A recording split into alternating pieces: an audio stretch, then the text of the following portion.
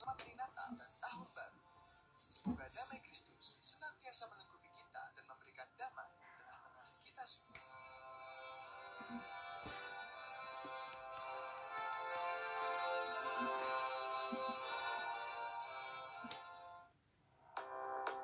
You can now give your tithe and offering online through PayNow.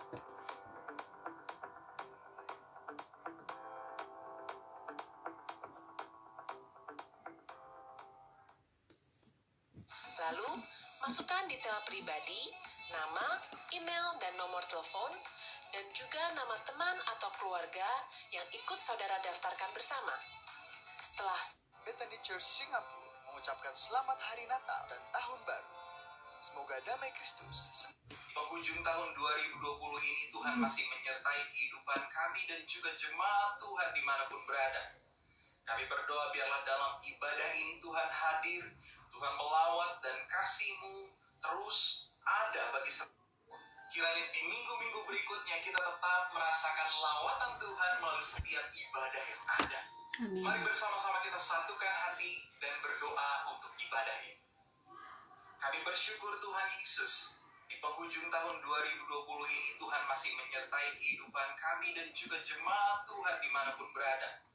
Kami berdoa biarlah dalam ibadah ini Tuhan hadir, Tuhan melawat dan kasih-Mu terus ada bagi setiap umat-Mu Tuhan Yesus.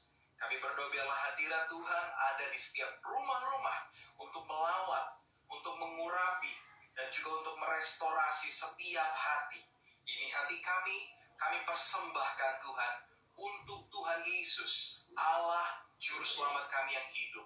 Berkati ibadah ini Tuhan Yesus. Dalam nama Tuhan Yesus, kami berdoa dan mengucap syukur. Haleluya. Amin. Jemaat Tuhan terkasih, selamat beribadah. Tuhan Yesus memberkati.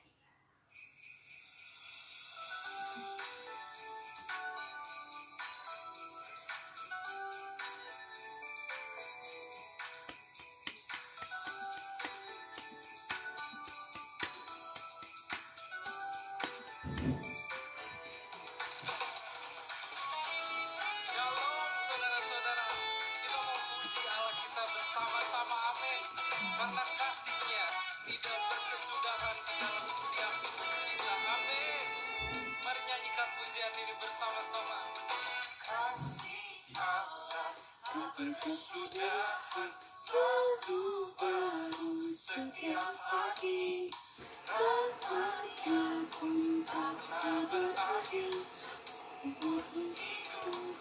Kasih-Nya, kasih Allah tak berkesudahan, selalu baru setiap hari. Rahmat-Nya pun tak pernah berakhir seumur hidupku. Come on, dengan sukacita ku kan menari, dengan sorak-sorai memuji.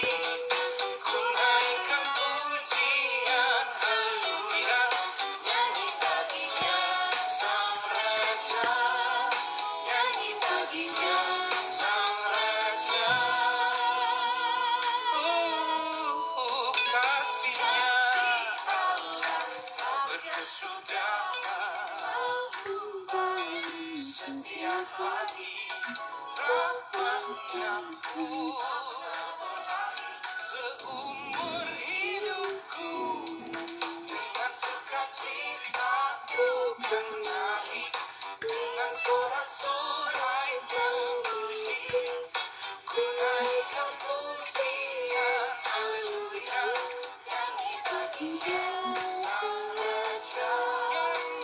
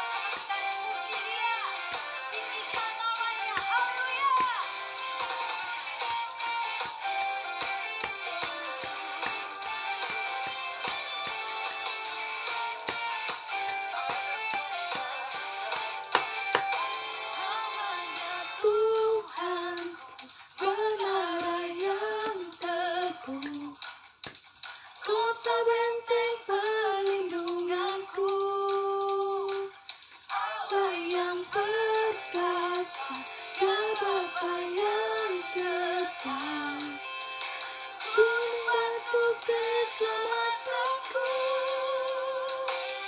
Engkau yang termulia di bumi di surga, termasuk perkasa selamanya. Engkau yang berkuasa di dalam segala hal, ada kuasa dalam nama Yesusku.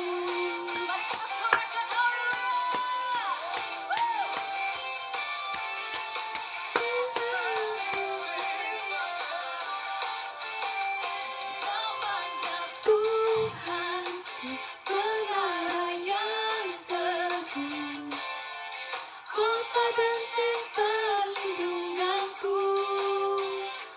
Allah yang perkasa, Dia Bapa yang tetap, gunung batu keselamatanku. Engkau yang termulia di bumi di surga, termasuk perkasa selamanya. Engkau yang berkuasa di dalam segala hal, ada kuasa dalam nama Yesusku. Engkau yang termulia di bumi di surga, termasuk perkasa selamanya. Engkau yang berkuasa di dalam segala hal, ada kuasa dalam nama Yesusku. Nama Yesus, nama yang berkuasa, yang sanggup memulihkan saudara, yang sanggup menyembuhkan. Amin.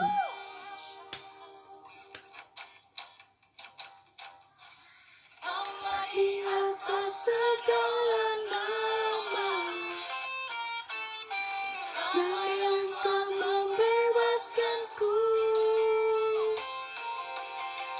Saat engkau tunduk pada nama itu, Yesus Tuhan segala Tuhan. Nama di atas segala nama, nama yang telah membebaskanku. Kuasa tunduk pada nama itu, Yesus Raja segala raja. Engkau yang termulia, Engkau yang termulia di bumi di surga, termasuk perkasa selamanya. Engkau yang berkuasa di dalam segala hal, ada kuasa dalam nama Yesusku. Ada kuasa dalam nama Yesusku.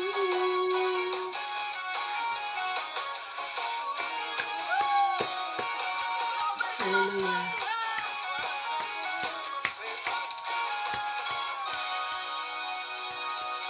Haleluya, haleluya, haleluya Yesus. Nama Tuhan dipermuliakan.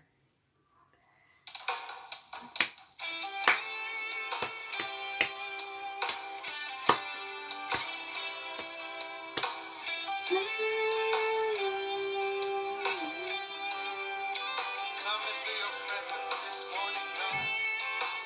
Just want to sing of your goodness in our life. And right now, our heart is filled with Yes, gladness to worship you, God. Come on, church, we want to sing this song together. Amen. I love you, Lord, for your mercy never fails me. All my days, I've been held in your hands.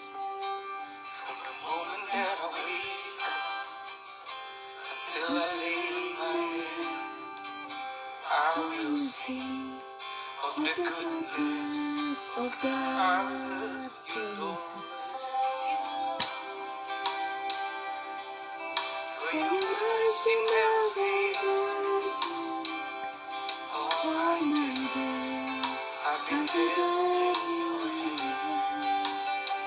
From the moment that I wake up till I lay my head, I will sing of the goodness of God. Sing all my life you have been faithful. All my life you have been so, so good. With every breath that I am able, oh, I will sing of your goodness, of God. Haleluya. Your goodness in our life, your voice. You have led me through the fire in darkness. You are close like no other. I've known you as a father. I've known you as a friend, and I have lived in the goodness of God. Sing all my life you have been faithful. All my life you have been so, so good. With every breath that I am able, oh, I will sing of the goodness of God. All my life you have been, all my life you have been faithful till the end. All my life you have been so, so good. With every breath that I am able, oh, I will sing of the goodness of God.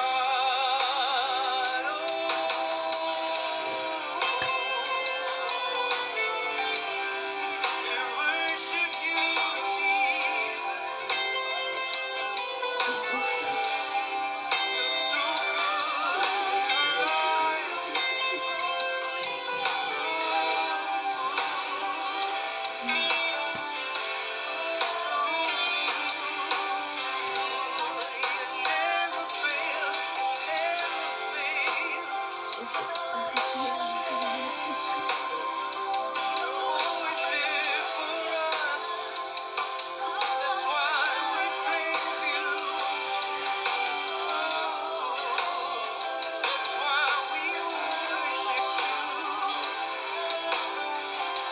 You're so good in our lives.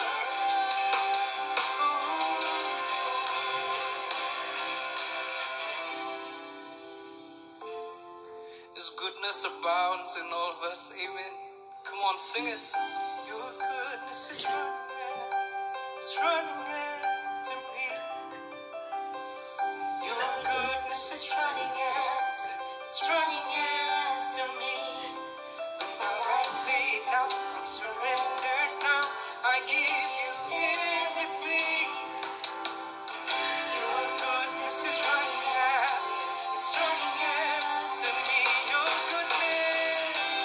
goodness is running after me. Your goodness.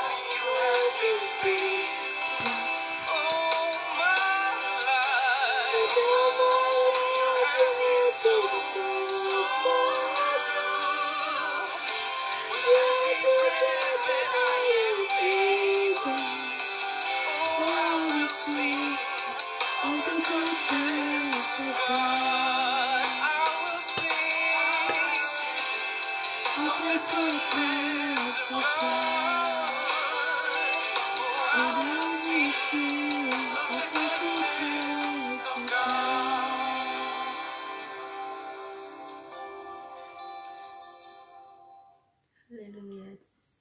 Shalom saudara, dalam edisi Voice of Pentecost kali ini, saya akan berbicara mengenai apakah mempercayai mujizat itu rasional. Kenapa? Karena sebagian orang Kristen menganggap orang Pentakosta tidak rasional ketika mempercayai mujizat, karunia roh, suara Tuhan, dan juga nubuatan serta hal supernatural lainnya. Mereka menganggap iman yang rasional adalah iman yang tidak bertentangan dengan hukum alam. Apakah benar demikian? Mari kita simak penjelasannya. Yes, Lord. Untuk itu, kita perlu mengetahui apa itu definisi iman. Saudara, dalam Ibrani 11 ayat yang pertama, iman adalah dasar dari segala sesuatu yang kita harapkan dan bukti dari segala sesuatu yang tidak kita lihat. Yes. Dalam ayat ini, jelas ada hubungan nyata antara harapan, apa yang kita inginkan dalam kehidupan kita, Yes, Lord. juga penglihatan. Yes. Kita ambil contoh. Salah satu pahlawan iman di dalam pasal 11 yaitu Yusuf. Yusuf melihat jauh ke depan bahwa umat Israel akan keluar dari Mesir. Dia minta agar tulang-tulangnya dibawa keluar. Padahal saat itu bangsa Israel masih lama berada di tanah Mesir. Tetapi itulah iman. Yes. Iman Yusuf menjadi dasar dari sesuatu yang dia harapkan sesuai dengan janji Tuhan. Dan dia berani berkata-kata. Amin. Pembacaan seperti inilah yang ditegaskan oleh umat Pentakosta ketika kita berbicara tentang iman. Bahwa apa yang dialami oleh tokoh Alkitab dapat juga dirasakan dan dialami oleh kita hari ini. Amin. Iman Pentakosta bukan hanya pengakuan kognitif semata, tetapi iman yang dihidupi dari hari ke hari. Amin. Kita percaya sepenuhnya bahwa Alkitab diinspirasikan Roh Kudus untuk mengungkapkan isi hati Allah kepada manusia. Yes, Lord. Saya bacakan di dalam Yohanes 14 ayat yang ke-6. Tuhan Yesus berkata, kata Yesus kepadanya, akulah jalan dan kebenaran dan hidup. Tidak ada seorang pun yang datang kepada Bapa kalau tidak melalui aku. Yesus tidak mengatakan bahwa dia akan menunjukkan kita kebenaran. Tapi Yesus sendiri mengatakan bahwa akulah kebenaran itu sendiri.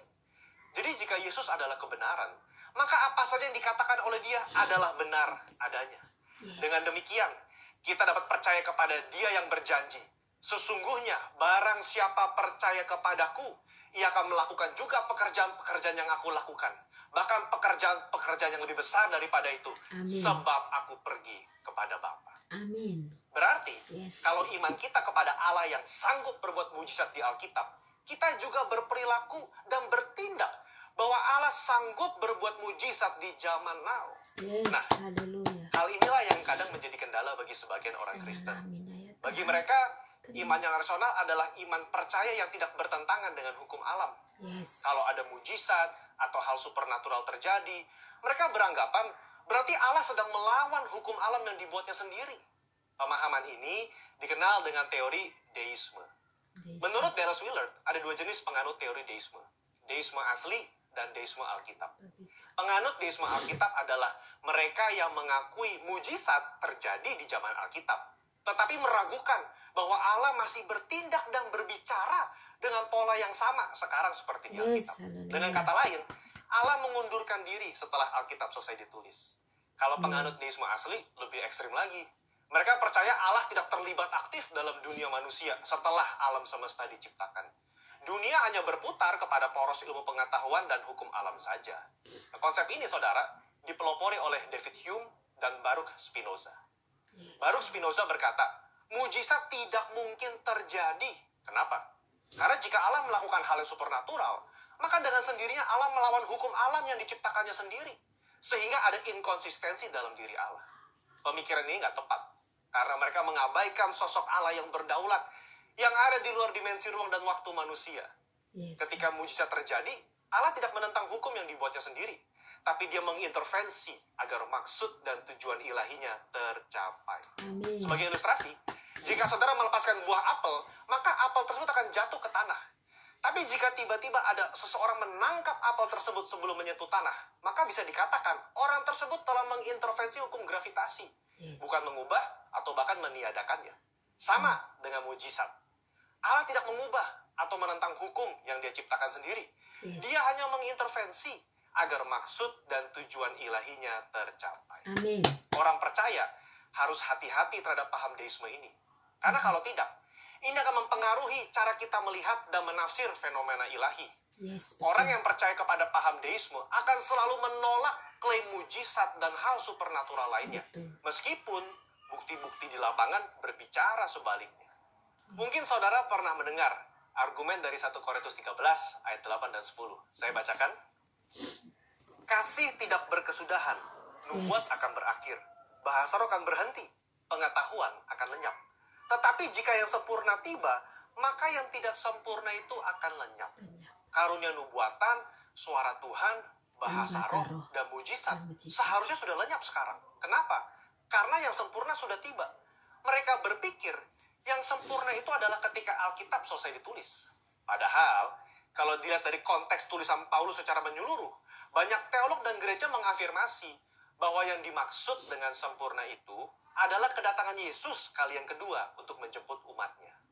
Ketika kita sudah berada di sorga, nubuat sudah tidak perlu, mujizat sudah tidak perlu, karena kita sudah berjumpa dengan Yesus. Yes. Saudara, kalau saya boleh rangkum, maka mempercayai mujizat adalah ekspresi dari Dari iman yang iman. rasional. Yes, haleluya. Iman yang rasional itu melibatkan logika, otoritas firman, dan pengalaman Yes. rohani. Amin, amin. Apa yang Roh Kudus katakan kepada saudara lewat firman-Nya, itulah yang kita hidupi dan perkatakan. Amin. Kalau Yesus yang kita sembah memberikan begitu banyak contoh dalam pelayanannya dengan mujizat, mari kita melayani dengan semangat dan percaya bahwa Roh Kudusnya akan meneguhkan pelayanan kita semua dengan tanda dan mujizat. Amin. Haleluya. Haleluya. Saudara, untuk penjelasan lebih lengkapnya dari tim teologi kami, jangan lupa buka link yang ada di atas atau scan QR Code yang tersedia.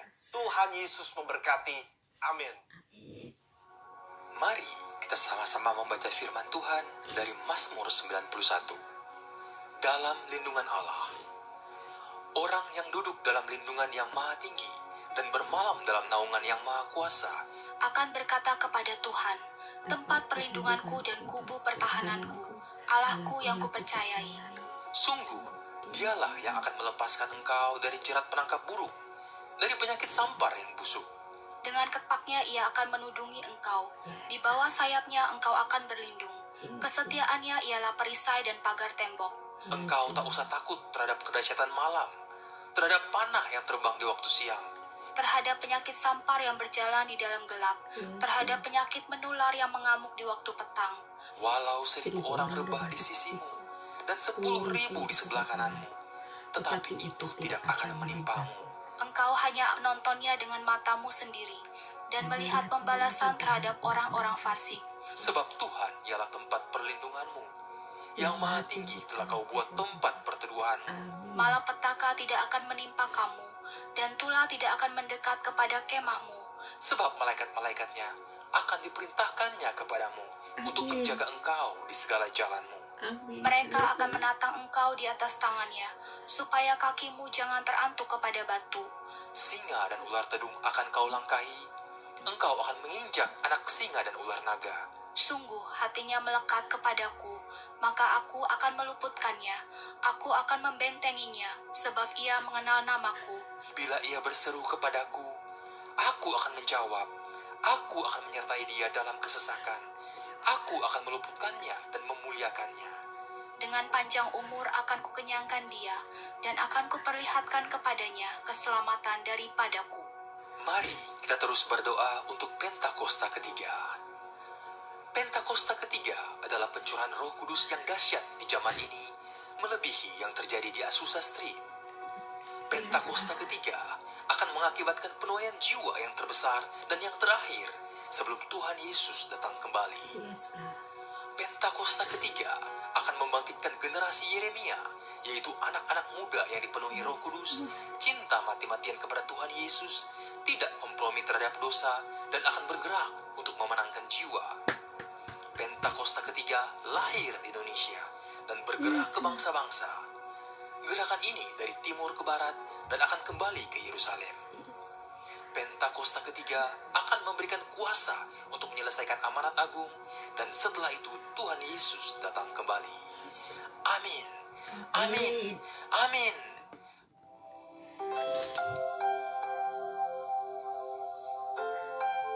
Yes, Lord.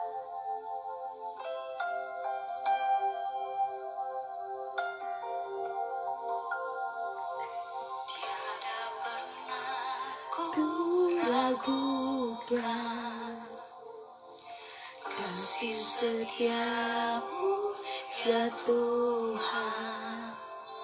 Setiap waktu dalam hidupku tak pernah kau tinggalkan. Meski langit tampak suram, awan gelap pun menghadang.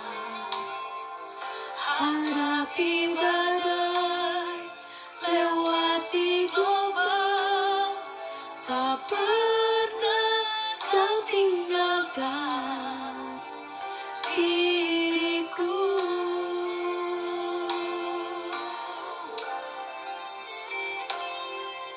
Walau seribu rebah di sisiku, kau tetaplah Allah penolongku. Walau 10.000 rebah di kananku, takkan ku goyah sebab Yesus sertaku. Walau 1000 rebah di sisiku, kau tetaplah Allah penolongku.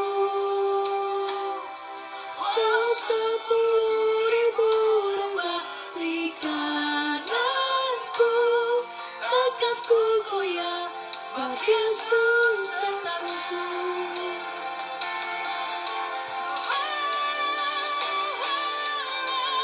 Seribu rebah di sisiku,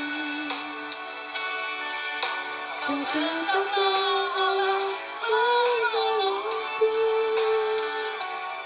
Walau 10.000 rebah di kananku, takkan ku goyah sebab Yesus sertaku.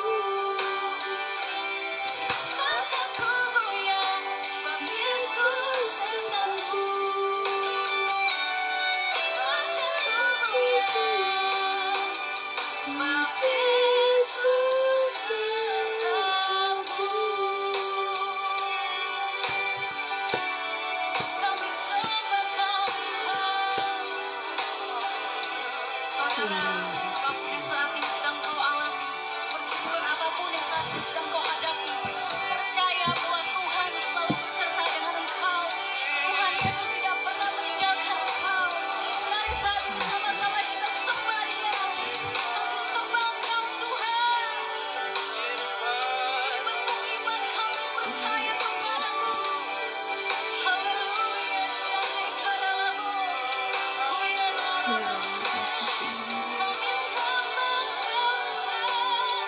Kami tinggikan.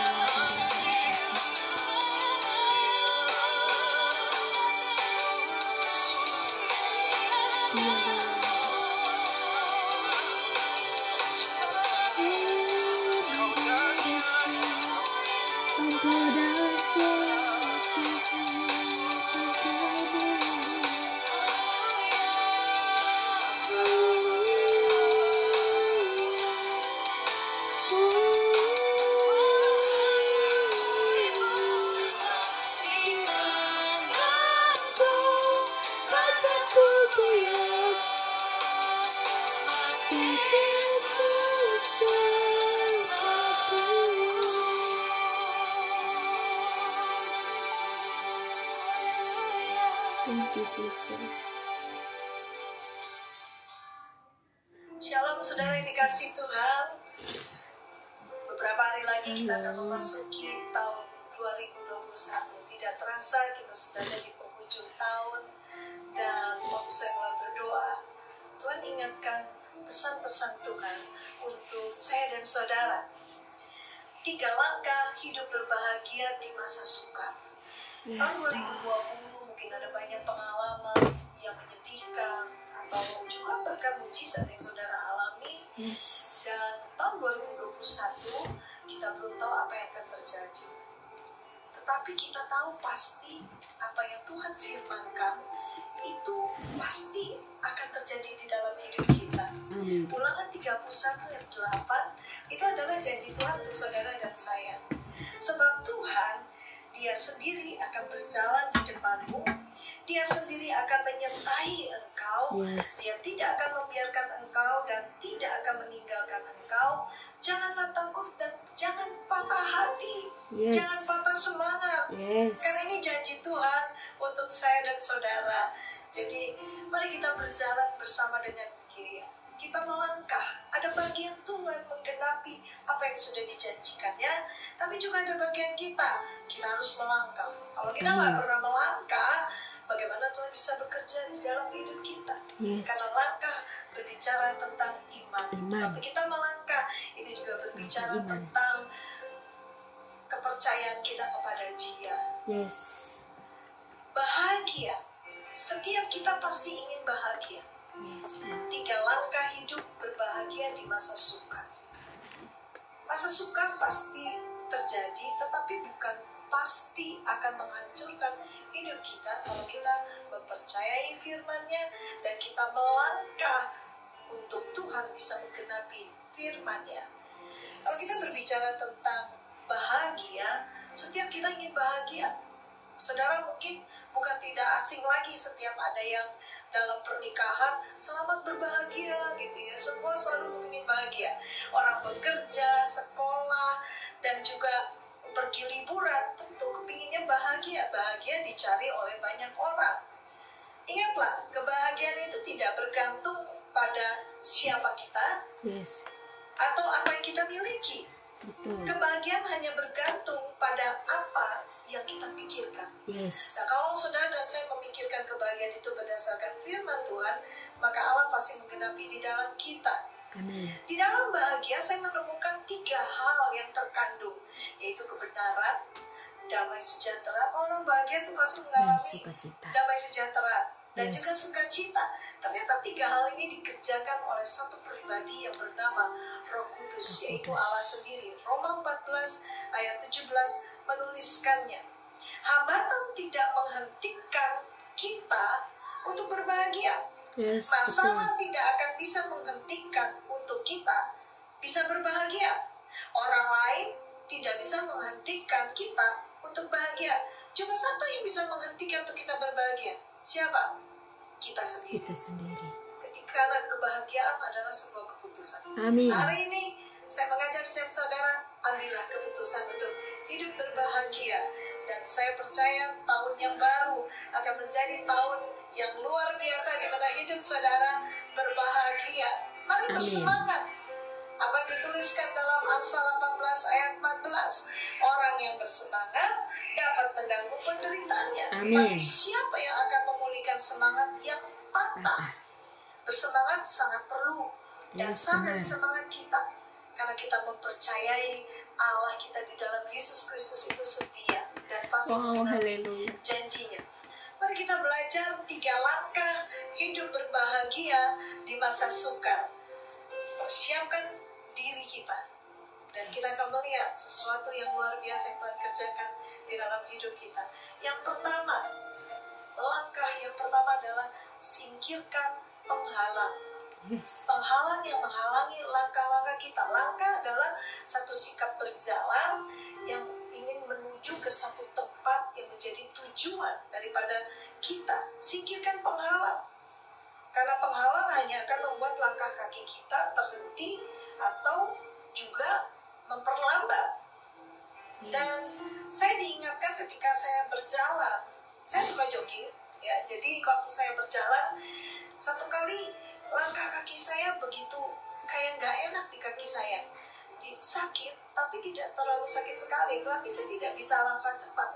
Kalau saya jalan biasa tuh berhenti tidak sakit. Tapi ketika saya mulai berjalan terus, dan apa yang saya rasakan makin lama makin sakit. Dan apa yang saya harus lakukan selanjutnya? Saya harus berhenti dan memeriksa sepatu saya. Dan apa yang saya lihat, ternyata ada kerikil yang sangat kecil. Dan kerikil itu yang selalu membuat gesekan-gesekan di kaki saya. Meskipun saya sudah memakai kaos kaki. Dan yang saya lakukan adalah saya membuang kerikil itu. Lalu saya berjalan lagi. Dan satu kali ada lagi hambatan yang lain. Hambatannya adalah kenapa kaki saya begitu sakit sekali waktu saya berjalan. Kalau saya berhenti nggak sakit. Ternyata di dalam sepatu itu ternyata jari saya, kuku, terutama kuku jempol itu ternyata udah panjang kukunya. Dan apa yang dilakukan adalah harus menggunting. Karena ketika kuku itu panjang masuk ke dalam daging. Dan itu harus digunting. Saya tidak pikir panjang lagi, saya mulai berusaha untuk menggunting kuku itu. Meskipun bentuknya guntingannya jelek, saya nggak peduli, pokoknya penting tidak sakit lagi. Karena kalau dibuat jalan sakit tidak enak sekali. Nah, apa yang menghambat langkah kita adalah singkirkan penghalang. Penghalang kita nomor satu adalah seringkali masa lalu kita. Apa yang dikatakan di dalam Yesaya 43:18? Firman-Nya, janganlah ingat-ingat hal-hal yang dahulu dan janganlah perhatikan hal-hal yang dari zaman purbakala. Seringkali kita tidak terpikir hal-hal yang masa lalu yang mungkin kita pikir remeh, kecil, udah lupakan. Tapi ketika kita ada di situasi yang mirip pada saat itu, maka itu seperti membongkar luka yang lama. Dan apa yang kita harus lakukan adalah kesembuhan. Saya menawarkan kesembuhan seperti apa yang firman Tuhan katakan. Pengampunan. Pengampunan adalah obat kesembuhan. Untuk kita bisa sembuh dari masa lalu. Karena sebenarnya masa lalu tidak lagi berurusan di dalam hidup kita. Yang kita miliki adalah hari ini. Dan hari esok belum lagi kita miliki. Dan apa yang harus kita lakukan? Melepaskan pengampunan. Mungkin kepada situasi, keadaan, terutama kepada orang-orang yang pernah merugikan kita, yang pernah memfitnah, yang pernah juga membuat kita menjadi malu. Dan apa yang harus dilakukan? Lepaskan pengampunan. Waktu saudara melepaskan pengampunan, itu tidak merugikan saudara, bahkan menguntungkan. Ingat, kerikil kecil sedang dibuang. Ingat, kuku di jempol sedang dibuang. Jadi saudara ingat itu. Itu adalah mengampuni dan melupakan apa yang pernah terjadi. Hal-hal yang menyakiti, hal-hal yang melukai di dalam hidup kita, biarlah menjadi sembuh. Dan langkah yang kedua adalah jangan meragukan Tuhan. Betul. Mungkin ada di antara saudara pernah mengalami, bahkan pernah banyak mendengarkan kesaksian-kesaksian betapa hebatnya Tuhan. Tapi ketika itu terjadi di dalam hidup kita, masalah, keputusan, bahkan mungkin bingung untuk kedepannya, kita seringkali meragukan Tuhan. Bukankah ini sama seperti orang Israel? Dalam Mazmur 78 ayat 17-22 menuliskan bagaimana bangsa Israel mencobai Tuhan, meminta makanan menuruti nafsu mereka. Mereka berkata kepada Allah, sanggupkah Allah menyajikan hidangan di padang gurun? Memang ia memukul gunung batu sehingga terpancar air dan membanjir sungai-sungai. Tetapi sanggupkah ia memberikan roti juga? Ini bentuk keraguan dari bangsa Israel yang sudah melihat perbuatan Tuhan yang ajaib. Bagaimana Allah membelah laut merah, bagaimana mereka berjalan di padang gurun dan mereka tidak menjadi sakit, tetapi mereka masih meragukan ini. Lalu atau menyediakan daging bagi umatnya. Ini satu bentuk pertanyaan yang kayak meremehkan, meragukan Tuhan. Dan bukankah itu seringkali terjadi kepada kita? Kita sudah baca firman, kita dengar kesaksian, bahkan kita mengalami bagaimana Tuhan luar biasa. Tapi ketika masalah itu datang lagi dalam hidup kita, masalah yang lain, tantangan yang lain, kita ragu. Tuhan, masihkah Tuhan mau mendengar doaku? Masihkah Tuhan masih mau mendengarkan keluhanku? Dan itu yang merupakan keraguan dari kita. Apa yang dituliskan Mazmur 26 ayat yang pertama? Kepada Tuhan aku percaya dengan tidak ragu-ragu.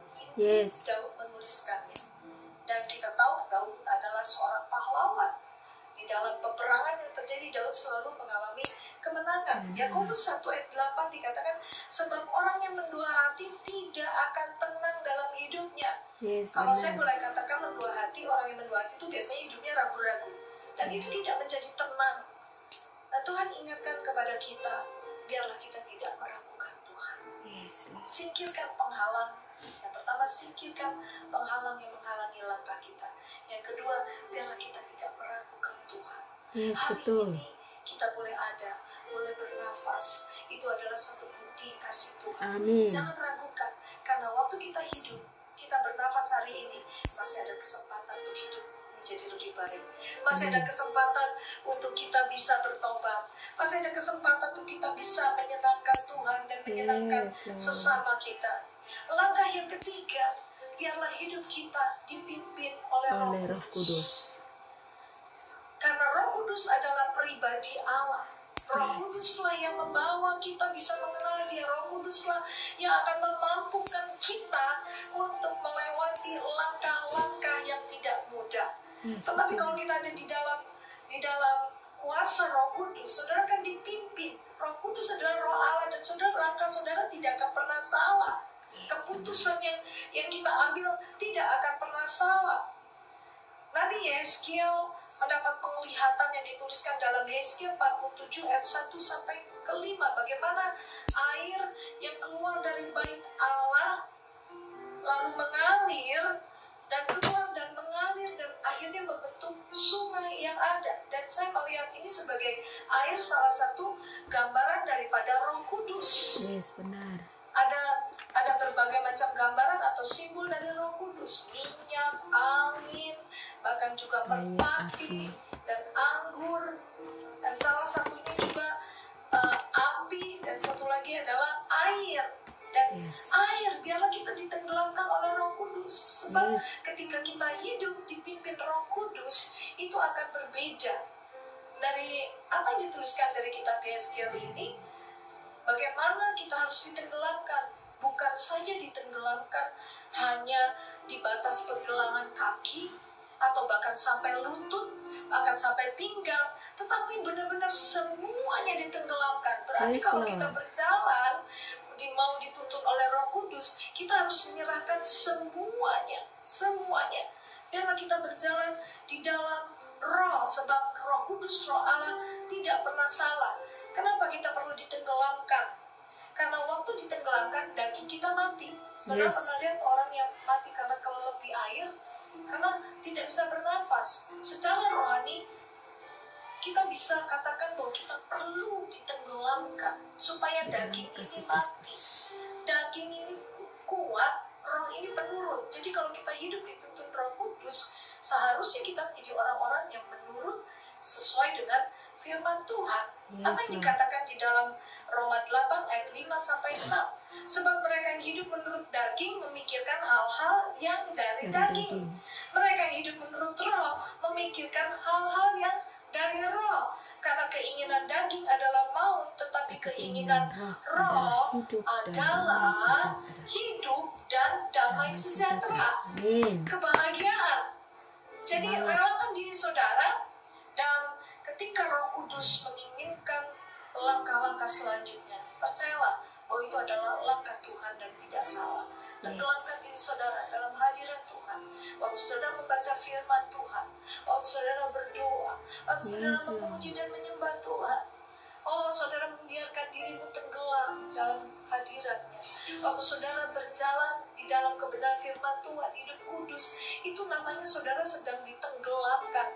Kalau ditenggelamkan, kalau mati itu gak enak. Daging itu berontak, aduh sakit, aduh bangun pagi harus baca Alkitab, harus berdoa lagi. Itu gak nyaman. Hobi saudara harus disingkirkan, hobi-hobi yang tentu tidak sesuai dengan firman Tuhan. Film-film yang gak benar, bahkan juga hobi-hobi yang lain, perkataan-perkataan bercanda yang gak ada gunanya, yang perkataan kotor. Saudara perlu tanggalkan, dan itu adalah kematian daging. Kalau itu yang terjadi, maka kita akan hidup oleh roh. Amin. Apa tuliskan Galatia 5:16, hiduplah oleh roh, maka kamu tidak akan menuruti keinginan daging. Yes. Mari saya ingin mengajak setiap saudara untuk hiduplah oleh roh. Berjalanlah di dalam kekuatan daripada Allah Roh Kudus. Amin. Ketika daging ini kuat, perbuatan daging itu selalu akan membawa kita pada dosa. Ya, betul. Tanda daripada daging kita kuat, kita masih punya keinginan melakukan dosa. Kembali kepada dosa yang lama. Kembali kepada perbuatan-perbuatan yang Tanggalkan semua itu. Sakit memang sakit. Biasa mungkin mau tahun baru, mau acara pesta, saudara harus minum minuman keras, atau bahkan juga kalau saudara nggak merokok rasanya nggak nyaman. Tapi tahukah saudara, ketika kita menanggalkan daging ini, maka roh kita akan hidup. Amin. Roh hidup yang akan menuntun kita ke jalan langkah-langkah yang tidak salah. Yes. Dan apa yang dituliskan dalam Yesaya 47 ayat 9, sehingga kemana saja sungai itu mengalir, segala makhluk hidup yang berkeriapan di dalamnya akan hidup. Ikan-ikan akan menjadi banyak, sebab kemana saja air itu sampai, air laut di situ menjadi tawar, dan kemana saja sungai itu mengalir, semuanya di sana hidup. Tahu saudara, waktu saudara bahagia itu bisa menular loh.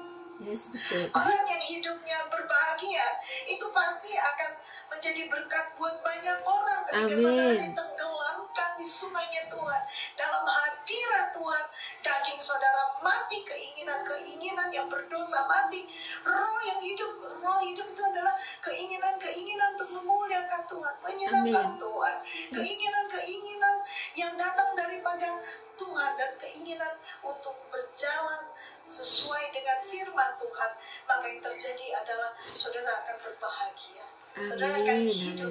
Amsal 10:28 mengatakan, harapan orang benar akan menjadi sukacita, tetapi harapan orang fasik menjadi sia-sia. Saudara akan bersukacita, berbahagia. Ingat 3 langkah untuk kita bisa berbahagia. Yang pertama adalah singkirkan penghalang. Jangan bergerak berdasarkan masa lalu, luka-luka di masa lalu. Move on, bergeraklah ke depan. Karena waktu tidak akan pernah bisa mundur. Waktu tidak akan pernah bisa berhenti. Waktu yang kita miliki adalah saat ini, hari ini. Hargai, buat keputusan. Ketika kita buat keputusan benar, maka langkah ke depan kita, hari esok kita juga akan benar. Dan langkah yang kedua adalah jangan meragukan Tuhan. Tetap mempercayai Tuhan, bergantung kepada Dia. Karena Dia yang berjanji, Dia tidak akan pernah mengingkari. Saudara pernah punya pengalaman, kesaksian yang ada, pegang itu, dan ingat bahwa Tuhan akan selalu mengulangi perbuatan yang ajaib kepada setiap orang yang percaya kepada Dia dan tidak meragukan Dia. Langkah ketiga, biarlah kita dipimpin oleh Roh Kudus. Dan berjalanlah, inilah musim Roh Kudus, di mana kita harus bergantung sepenuhnya kepada Roh Kudus. Kalau saudara dengar kata life without limbs, mungkin sama seperti saya akan teringat kepada satu pria yang bernama Nick Vujicic. Dia tidak lengkap, dia tidak anggota tubuhnya, tidak ada tangannya, bahkan kakinya pun juga sangat tidak sempurna. Tetapi apa yang terjadi dari seorang Nick adalah dia banyak memotivasi orang. Tapi tahukah saudara bagaimana ketika dia lahir? Dan mungkin ketika bayi belum menyadari, tetapi ketika mulai bertambah usia, maka Nick akan menyadari, dia lihat, kenapa tubuhku berbeda dari teman-temanku yang lain. Aku nggak punya tangan yang sempurna, aku nggak punya kaki yang sempurna. Dan itu yang dialami oleh Nick, sehingga di usia 10 tahun, Nick mengambil keputusan untuk bunuh diri. Karena dia merasa dirinya sangat lain, dia minder, dia malu. Tapi puji Tuhan, ketika Nick dipulihkan oleh Tuhan, dia berjumpa dengan Tuhan, Tuhan membuat pemulihan dalam hidup dia, dan dia dipakai oleh Tuhan.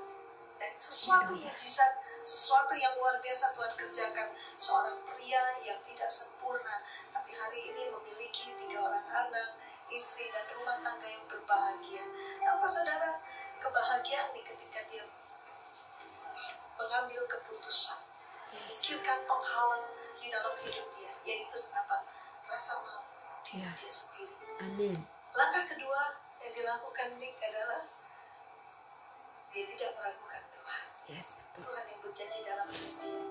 Walaupun kondisi fisik terbatas, tapi iman dia tidak terbatas. Amin. Lalu langkah ketiga, saya percaya ini yang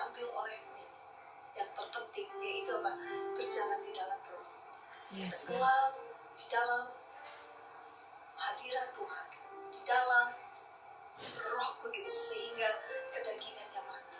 Dan kalau daging mati, dia hanya melihat Tuhan. Dia tidak melihat apa yang manusia katakan di dalam diri dia. Sehingga kita lihat apa yang terjadi. Nick menjadi seorang motivator yang memuliakan Tuhan, yang menjadi seorang penginjil, dan hidup dia banyak jiwa-jiwa yang diselamatkan. Dan hari ini saya ingin mengajak saudara, mari kita ikut 3 langkah ini. Hiduplah berbahagia, karena waktu saudara berbahagia, saudara akan menjadi berkat buat banyak orang. Amin. Kalau ada di antara saudara yang meragukan Tuhan, mari sebelum tahun ini berakhir, datang kepada Dia. Katakan, Tuhan, aku meragukan Engkau. Mungkin karena saudara pernah punya pengalaman yang tidak enak. Yes. Tuhan mengecewakan hidup saudara. Sepertinya Tuhan jauh tidak menjawab saudara. Tapi saya ingin mengajak saudara mengingat satu hal yang sederhana saja. Kalau hari ini kita bisa bernafas, hari ini kita bisa ada, itu adalah satu bukti bahwa Tuhan mengasihi kita. Jangan ragukan Dia. Mungkin seringkali apa yang kita doakan, apa yang kita rindukan tidak secara instan Tuhan menjawab. Ada di dalam waktunya Tuhan. Bahkan juga yang ketiga, saya ingin berdoa untuk setiap saudara berkata, Tuhan, aku mau berjalan di dalam Roh. Pimpin aku Tuhan, pimpin langkahku. Saya diingatkan bagaimana bangsa Israel di dalam perjalanan menuju tanah Kanaan, keluar dari tanah Mesir, tidak mudah berjalan di padang gurun. Ada banyak binatang buas, ada banyak hal-hal yang tidak nyaman. Tetapi ingat, Tuhan itu tidak pernah gagal kasih kepada kita. Dia memimpin pada siang hari dengan tiang awan, bahkan pada malam hari pada tiang api, sehingga tidak ada satupun dari mereka yang hidupnya berkekurangan, bahkan yang sakit pun tidak. Selama 40 tahun Tuhan memimpin bangsa Israel, pakaian mereka pun tidak rusak, langkah mereka dipimpin oleh Tuhan. Saya ingin mengajak saudara untuk melihat bahwa pertolongan Tuhan sungguh ada. Dan kalau kita berjalan dipimpin oleh Roh Kudus, kemana saja. Sudah tahu kalau ikan yang mati itu selalu akan ngikutin sungai kan, mengalir kan. Ikan yang hidup itu yang melawan arah yang ada, arus yang ada. Tapi ketika arus sungainya Allah mengalir dan kita ada di dalam sungai Allah ditenggelamkan, kemana saja air sungai itu mengalir, berarti kita ada di dalam sungai itu. Kita sudah tidak lagi bisa berdaya, kita hanya berserah. Orang-orang yang bergantung kepada Tuhan itu adalah orang yang berserah. Amin. Tuhan, aku menyerahkan segalanya. Dan kalau kita udah bilang menyerahkan segalanya, berarti daging kita nggak boleh ikut-ikutan. Dan kalau kita menyerahkan segalanya, maka ketahuilah saudara telah siap untuk berjalan dipimpin oleh Roh Kudus. Hiduplah dipimpin oleh Roh Kudus. Sebab itu yang membuat saudara akan bisa berbahagia. Dan tahukah saudara, ketika saudara dipimpin oleh Roh Kudus, kemana saja saudara pergi, kemana saja sungai ini mengalir, maka sungai ini akan airnya membawa kesembuhan. Kemana saja saudara di bawah aliran sungainya Tuhan, dibawa oleh aliran daripada Roh Kudus, maka hidup saudara akan menjadi berkat buat banyak orang. Amin. Saya ingin tambahkan bahwa hidup yang berbahagia itu adalah hidup ketika kita menjadi berkat buat banyak orang. Itulah hidup yang berbahagia. Saya punya satu moto. Kalau saya memiliki arti hidup, maka saya harus menabur arti hidup. Dengan kata lain, kalau saya ingin berbahagia, saya harus menabur kebahagiaan pada orang lain. Hiduplah berbahagia. Memasuki tahun 2021 tanpa ketakutan, tanpa keraguan. Jika 3 langkah ini kita ambil, maka saya percaya tahun 2021 bukanlah tahun yang menyeramkan untuk kita. Sekalipun kita belum tahu apa yang akan terjadi, tapi kita ingat apa yang Tuhan janjikan. 3 hal yang jangan kita lupakan, yaitu singkirkan penghalang yang ada. Benar-benar. Lalu yang kedua, jangan ragukan Tuhan. Yang ketiga, hiduplah di dalam Tuhan. Saya percaya apa saja yang terjadi di dalam tahun 2021, saudara akan tetap bisa berbahagia. Amin. Saudara memiliki Dia yang hidup, bersama-sama dengan kita. Baik, Amin. saya ingin berdoa untuk saudara untuk saat ini. Saya percaya Roh Kudus yang sama yang ada di tempat di mana saya berada hari ini, itu juga ada di rumah saudara. Yes, Lord. Ada di tempat-tempat di mana saudara berada. Kalau ada di antara saudara, saudara sulit menyingkirkan penghalang. Yes. Saya ingin berdoa untuk saudara. Ya Rala Basi. Ya Rala Bokana Masanda Rala Bakama Ya Rala Bakama Rala. Mari angkat tangan saudara. Bapak, kau melihat tangan yang terangkat. Kalau hatimu terluka oleh karena pengalaman masa lalu, biarkan Tuhan yang hadir, Roh Kudus yang sama yang hadir di sini, itu juga ada di tempat di mana saudara berada, menjamah, menyembuhkan engkau. Kiara basanda rala mokaba rala. Jangan Roh Kudus. Saya ingin berdoa untuk saudara yang meragukan Tuhan. Saya mau katakan, jangan ragukan Tuhan, jangan ragukan Dia. Dan hari ini, biarlah hatimu diteguhkan kembali untuk mempercayai Dia di dalam segala hal. Saya ingin berdoa juga yang ketiga untuk saudara yang berkata, Tuhan, di hidupku, aku menyerahkan kepadamu. Aku berserah, dan aku mau berjalan di dalam Roh-Mu, Tuhan. Karena aku tidak akan mampu berjalan tanpa Roh-Mu menuntun aku. Bapak, hamba-Mu berdoa untuk setiap anak-anak-Mu yang terangkat. Di dalam nama Yesus, bekerjalah ya Allah Roh Kudus. Bekerjalah, dan aku tahu Engkau ada di sana. Bahkan hari ini, oleh karena mereka mengambil keputusan untuk berserah kepadamu, ya Roh Kudus, jamah dan sembuhkan, pulihkan kehidupan mereka. Siapkan anak-anak-Mu untuk memasuki masa-masa yang sukar namun tetap berbahagia. Karena orang yang bergantung kepadamu tidak akan pernah Kau kecewakan. Amin. Terima kasih, dan di dalam nama Yesus Haleluya. kami percaya Tuhan bahwa Engkau mendengar dan menjawab setiap doa yang kami naikkan. Mari angkat kedua tangan saudara sebagai satu sikap. Tuhan, aku tidak mampu tanpa Engkau untuk melangkah lebih lagi. Tuhan, aku tidak mampu untuk melangkah, menyingkirkan penghalang-penghalang dalam hidupku, pengalaman di waktu masa lalu yang menyakitkanku. Tuhan Yesus, aku tidak mampu kalau aku menyingkirkan juga hal-hal yang meragukan hatiku tentang Engkau.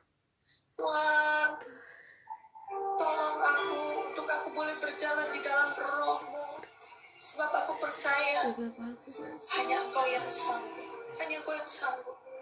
Kalau ada di antara saudara yang mengalami kelemahan tubuh, kelemahan fisik, bahkan juga masalah-masalah lain, angkat tangan saudara. Dia ada bersama dengan saudara.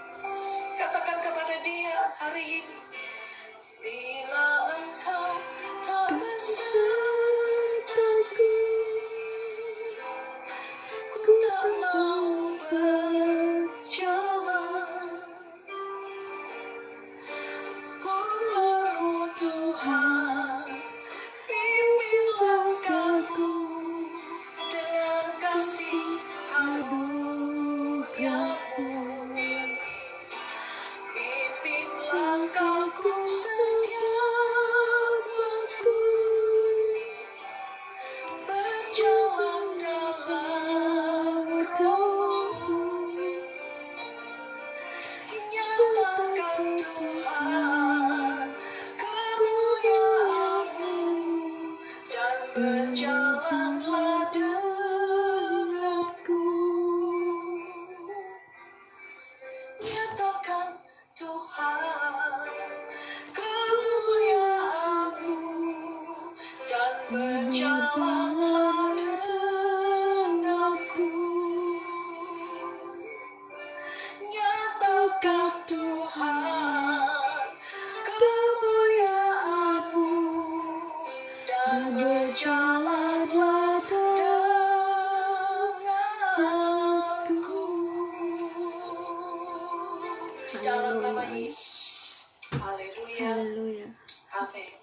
Amin. Tuhan memberkati saudara. Shalom saudara, hari ini adalah minggu yang terakhir di tahun 2020, minggu yang ke-52. Waktu berlalu begitu cepat, kejadian demi kejadian yang mengejutkan, yang membuat kita hari ini prihatin karena COVID-19 ini masih terus melanda seluruh dunia, dan kita bersyukur bisa beribadah di akhir tahun ini. Hamba Tuhan telah menabur firman dan benih firman. Kiranya saudara baca kembali firman Tuhan dari Bread of Life, juga dari YouVersion, dan saudara kembali dengarkan semua apa yang telah dikhotbahkan sepanjang tahun ini, khususnya di masa COVID-19, selama kita ada di dalam program dengan YouTube. Doa puasa selama 52 minggu telah dilakukan setiap Sabtu dan diikuti oleh lebih banyak orang yang hari-hari ini berkata, kami perlu tuntunan Tuhan. Kami perlu juga masuk mendekat kepada Tuhan. Dan saudara, tentunya kita bersyukur untuk tim Praise and Worship yang selalu melayani kita. Bahkan bisa saudara lihat di YouTube program kita. Kita bersyukur untuk hamba Tuhan, pendoa-pendoa syafaat kita, menara doa, guru-guru sekolah minggu dengan program anak-anak Kids Army for Jesus yang luar biasa. Semua program yang sudah ada, kita sudah diberkati sepanjang tahun. Saatnya kita bersyukur, katakan Tuhan kau baik. Dan saya yakin kalau ada di antara saudara yang sedang gelisah, galau, takut, Tuhan berkata, jangan takut, masuk ke tahun depan. Aku akan membawa engkau menyeberang. Amin. Menuju tanah perjanjian. Walaupun situasinya tidak seperti kita harapkan, tapi dimensi yang baru. Tuhan bawa kita untuk masuk ke dimensi iman, pengertian, dan juga kasih kita kepada Tuhan lebih daripada tahun yang lalu. Puji Tuhan. Saatnya tiba, kita akan membawa persembahan syukur kita kepada Tuhan. Mari, saudara siapkan. Oh Tuhan, ini akhir tahun. Aku sudah diberkati. Aku tahu ini semua datang daripada Tuhan. Berkat materi, apapun, bonus. Mari kita persembahkan kembali kepada Tuhan yang menjadi bagian Tuhan. Dan saudara pasti akan bersuka cita karena ikut ambil bagian di dalam pelayanan melebarkan kerajaan Allah. Tuhan memberkati. Yang sudah siap, mari kita akan berdoa. Bapa Surgawi, kami bersyukur karena Tuhan baik untuk kami sepanjang 2020. Inilah saatnya Tuhan, kami, suami istri, single, anak-anak muda, membawa persembahan syukur kami di akhir tahun. Kami akan kirimkan untuk supaya pekerjaan Tuhan tetap berjalan dan kerajaan Allah disebarluaskan.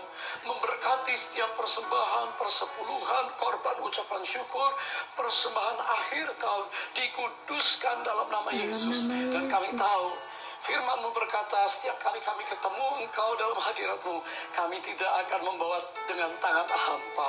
Memberkati setiap anak-anak-Mu, ada terobosan di dalam pekerjaan, bisnis, di dalam keluarga, dan Tuhan akan membimbing kami untuk masuk ke dalam tanah perjanjian tahun 2021. Memberkati dan menguduskan apa yang ditabur oleh anak-anak-Mu, dan akan menghasilkan buah pelayanan untuk jiwa-jiwa. Dalam nama Yesus, semua kita katakan amin.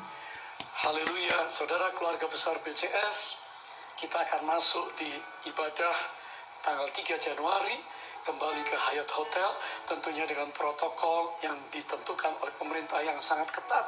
Untuk itu, setiap saudara diminta untuk registrasi mendaftar. Tanpa mendaftar, tanpa mendapat tanda penerimaan, maka saudara tidak akan diizinkan untuk masuk ke ruangan yang ditetapkan. Karena terbatas kursinya, dan setelah penuh tentunya tidak ada bisa yang masuk kembali. Dan puji Tuhan, silahkan saudara mendaftar, dan jangan khawatir yang mungkin lemah, yang mungkin kurang nyaman tubuhnya atau terlalu senior, saudara berkata saya tidak ke gereja, kami tetap melayani Bapak Ibu Saudara melalui live streaming di rumah saudara, dan kita tetap bisa bersyukur beribadah bersama-sama. Puji Tuhan, kalau saudara tidak mendapat tempat di tanggal 3, masih bisa tanggal 10 dan selanjutnya pasti akan ada kesempatan. Doakan supaya negeri ini terbebas total dan kita leluasa lebih banyak lagi yang bisa beribadah di dalam ibadah 3 Januari dengan perjamuan kudus. Saya akan layani ibadah pertama 8.30 tepat dan hanya 50 menit sampai 60 menit. Ibadah kedua 10.30 12.30 untuk anak-anak muda, haleluya, dan 2.30 English service semuanya, dan juga ada penerjemahan untuk bahasa Indonesia bagi saudara yang datang ikuti ibadah bahasa Inggris itu. Perjamuan kudus akan dilayani di 4 sesi itu, dan pengurapan Tuhan akan turun hari itu. Tuhan memberkati. Baik saudara, kita akan akhiri dan bersyukur untuk semua pelayan Tuhan dari Sunday School Teacher dengan program yang luar biasa. Saudara bisa menayang kembali YouTube kita, Kids Army for Jesus, lalu ibadah-ibadah raya, praise and worship.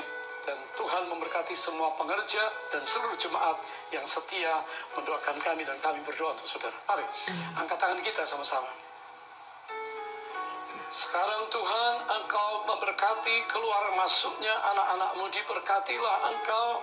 Berkatilah buah kandunganmu, diberkatilah usaha pekerjaanmu, diberkatilah rumah tanggamu, diberkatilah hidupmu, diberkatilah apa yang kau lakukan, dibuat berhasil oleh Tuhan. Sekarang kekasih Tuhan, berkat yang sempurna turun dari Bapa di surga, di dalam Yesus Kristus Tuhan kami, persekutuan di dalam Roh Kudusnya menyertai kita sekalian sekarang sampai Kristus datang, bahkan sampai selama-lamanya. Katakan, Maranatha, datanglah ya Tuhan Yesus, kami merindukanmu. Semua kita katakan, amin, amin, amin. Shalom. Tuhan memberkati saudara. Haleluya.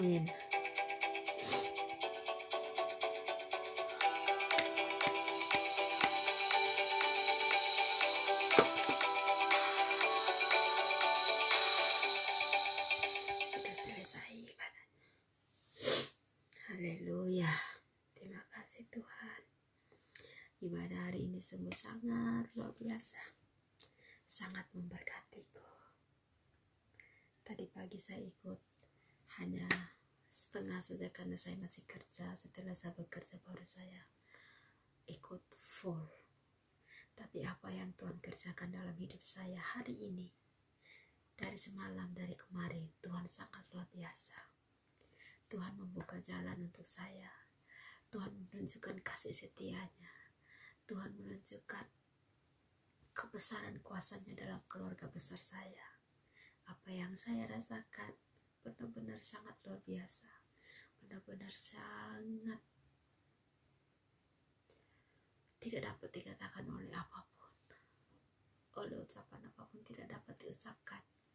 Karena begitu besar kasih Tuhan kepada saya, kepada anak-anak, dan juga kepada semua keluarga besar saya. Sangat besar. Tuhan, terima kasih. Saya mau berikan kesaksian sedikit tentang yang saya alami dari kemarin hingga pagi ini, tadi malam hingga pagi ini. Apa yang saya alami saudara sungguh sangat mengejutkan saya. Bukan hanya mengejutkan saya, tapi mengejutkan semua keluarga besar saya. Karena yang saya alami di dalam keluarga besar saya, itu yang saya alami. Tapi yang saya alami ini semuanya semata-mata dari pekerjaan Tuhan. Kalau kita beriman kepada Tuhan, pasti iman kita akan diuji. Ketika kita meminta kepadanya, apa yang kita minta, Dia akan mengujinya kepada kita kembali.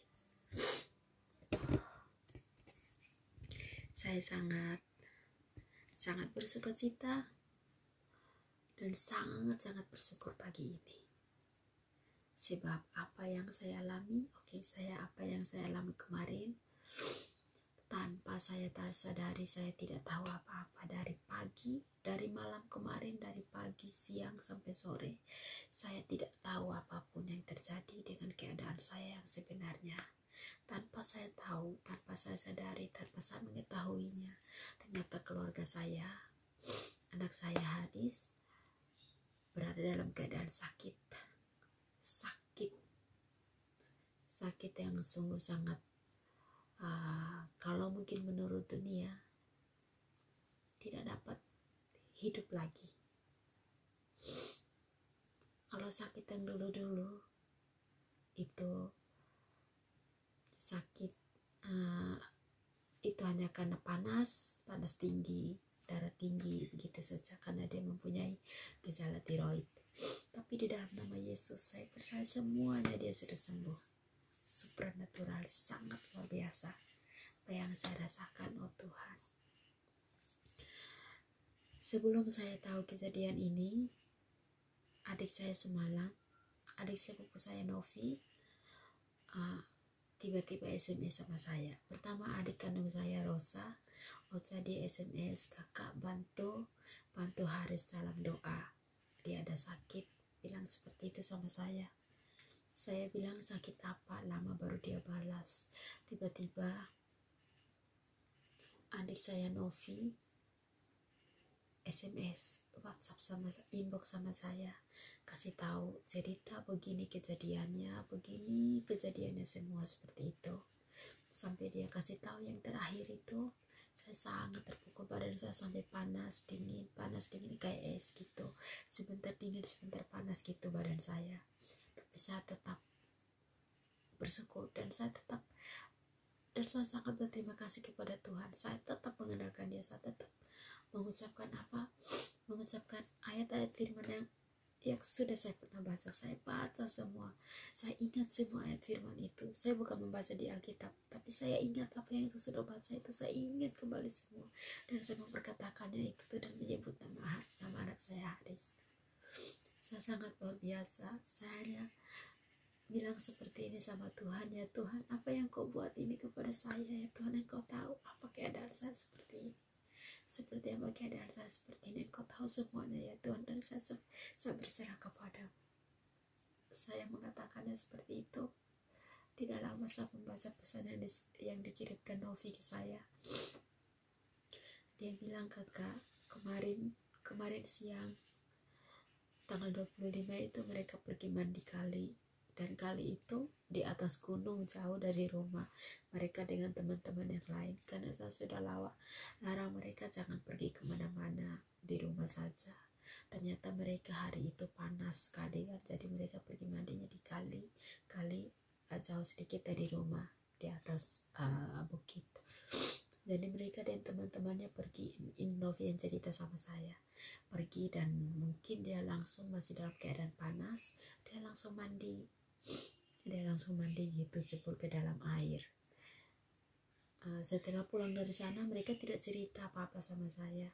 Malam tanggal 25 ya, saya telepon sama mama saya. Ternyata mama saya itu, saya tanya sama mereka semua, di mana anak-anak yang lain, ada di rumah katanya. Mama bilang nanti saya sama bapak dengan Ocha, saya dengan Livi, Yandri, saya tidur di sini di rumah baru, rumah saya gitu. Karena sudah malam, mama saya pulang dari ucapan selamat dengan mama besar saya yang rumah dekat rumah saya yang baru. Jadi mereka tidurnya di sana. Jadi anak-anak yang lain dengan teman-temannya tidur di rumah. Mereka 3 orang, Apri, Haris, sama sepupu saya 1, Toh yang tidur di rumah lama. Malam itu kejadiannya dia sakit tengah malam, jam 2 malam. Dia sakit pada jam 2 malam. Entah dia sakitnya pada jam berapa tidak tahu. Tapi jam 9-10 saya masih nelpon, ngomong sama mama, dan Apri masih ada dengan Ocha. Saya masih ngobrol, masih tanya sama mereka. Tapi Harisnya yang tidak ada. Harisnya ada di rumah sebelah. Katanya sudah tidur gitu. Ada istirahat katanya gitu aja sih. Tapi setelah jam berapa gitu, mungkin Apri sudah pulang ke rumah, dia kembali tidur di rumah. Mungkin mereka sudah tidur, jadi Apri langsung tidur, tidak ada lagi kabar-kabar apa-apa, tidak ada lagi. Tapi tiba-tiba ponakan saya ini yang tidur sama Haris ini, tiba-tiba dia bangun jam 2 malam. Tiba-tiba dia bangun jam 2 malam karena dia kaget. Haris itu, ini adik sepupu saya ini masih kecil, dia baru kelas 1 SMP, dia kecil, dia badannya kecil, baru kelas 1 SMP. Dia jatuh, dia pergi ke toilet, di situ dia jatuh, dia ambruk, tidak bisa bangun lagi. Harisnya tidak bisa bangun lagi di saat dia sudah jatuh. Jadi waktu angkat dia itu, sepupu saya ini, sepupu saya itu yang akan dia kembali ke tempat tidur. Entah dia itu tuh pergi buang air kecilnya itu tuh di mana, di toilet. Kalau toilet di rumah saya agak jauh sedikit di bagian bawah. Kalau jatuh dia di bagian bawah situ yang belum sampai ke toilet, di situ batu-batu banyak. Entah apa yang terjadi, saya tidak tahu. Tapi ini pasti semua pekerjaan Tuhan dalam hidup saya. Saya percaya semuanya ini. Ini pekerjaan Tuhan. Bagaimana Tuhan menunjukkan kasih-Nya, bagaimana Tuhan menunjukkan mujizatnya kepada keluarga besar saya. Saya percaya ini semua pekerjaan Tuhan dalam hidup saya. Tuhan menguji kehidupan kita. Sampai di mana engkau mengasihiku? Tuhan berkata, seperti Tuhan mengatakan kepada Petrus, Petrus, apakah engkau benar-benar mengasihiku? Saya ingat seperti itu.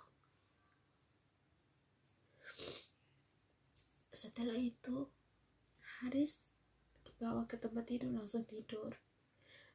Dia kesakitan. Temannya ini, sepupu saya, tidur. Yang satu Apri ini, dia tidur, tidak bangun sampai paginya baru dia kasih tahu. Memang Haris ini dari kecil dia itu, kalau dia sakit dia tidak bisa bilang sama siapa-siapa kalau sakit, hanya begitu. Dia tidak pernah ngomong sama orang. Sakit apapun dia tidak pernah cerita sama orang. Kecuali kita sendiri yang melihat kalau dia kesakitan, di situ baru ada orang yang tahu kalau dia sakit. Atau kadang-kadang kalau ada apa-apa dia sering curhat sama saya, cerita ke saya gini-gini.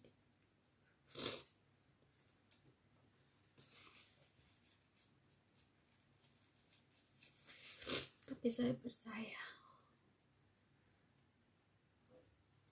Tuhan Yesus sangat baik. Setelah pagi, barulah Apri kasih tahu sama mama saya. Rumah memang tidak jauh dari rumah saya, sekitar 300 meter. 300 meter hanya nyebrang kali kering, jadi agak jauh sedikit. 300 meter gitu, 500 meter gitu kira-kira.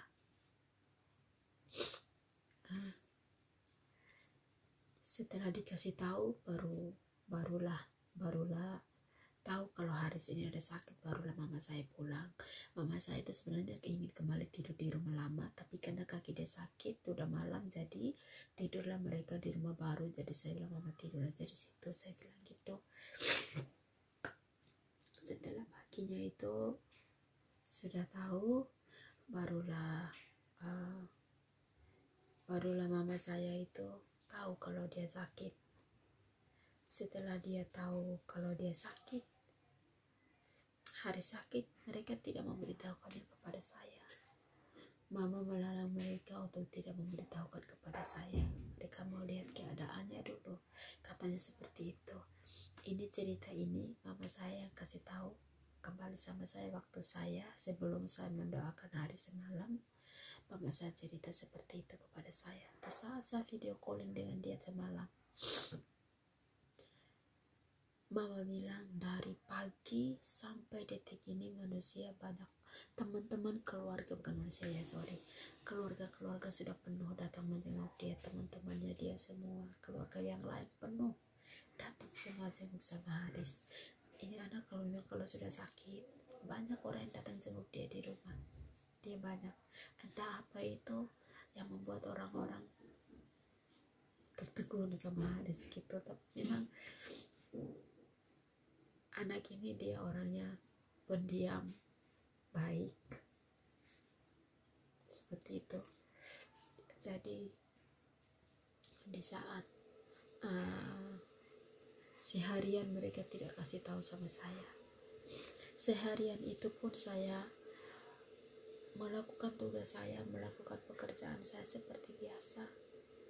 Saya melakukannya seperti biasa, tapi seperti ada rasa sesuatu dalam diri, tapi tidak bisa diungkapkan gitu. Saya tidak tahu itu apa, tapi saya tetap melakukan tugas-tugas saya. Saya tetap membaca firman. Malahan saya membacakan firman yang hari ini dibacakan, dibawa oleh ibu gembala. Bahkan nyanyian kemarin itu saya ada rekod separuh nyanyian yang saya nyanyi kemarin. Nyanyian yang saya nyanyi kemarin itu bahkan hari ini dinyanyikan oleh Presiden Worship Jakarta. Saya tidak tahu itu mungkin secara kebetulan atau apa, saya tidak tahu. Tapi itulah Tuhan, itulah Roh Kudus. Pekerjaan Roh Kudus dalam diri kita itu tuh, kalau kita dituntun oleh Roh Kudus, kita akan dituntun sampai ke tempat tujuannya kita, dan kita akan diberikan kekuatan, diberikan damai sejahtera. Pada saat itu sudah jam, saya sementara masak, sudah jam 6 sore, adik saya Ocha baru telepon. Dia memberitahukan kepada saya kalau Haris ada sakit, tolong bantu dalam doa. Ocha bilang gitu. Saya tanya, dia tidak jawab lagi, tidak aktif lagi, karena mereka di sana udah sibuk. Dan setelah saat setelah Apri, saya tanya sama Apri bilang, iya ada sakit, udah gitu aja. Anak itu kalau dia jawab memang gitu, sepotong, tapi jelas gitu. Tiba-tiba adik saya Novi, barulah dia SMS saya, inbox sama saya, kakak Haris ada sakit, katanya gitu. Sakit apa? Dia cerita gini sakitnya gini. Pergi mandi, pulang, dia pergi tidur, paginya baru tahu sekarang sakit. Yang dia sakit itu waktu saya masuk di dalam kamar, dia hanya matanya besar-besar terbuka. Dia bilang gitu, tidak bisa ngomong, tangannya saja yang bergerak, tapi mulai batas dari pinggang ke bawah tidak bisa digerakin, dari pinggang ke bawah mati, kaku gitu katanya, tidak bisa digerakin, tidak bisa apa-apa. Jadi pada saat itu mereka ambil obat kampung. Kalau di kampung biasanya mereka tuh meramu obat-obat dari akar-akar pohon gitu,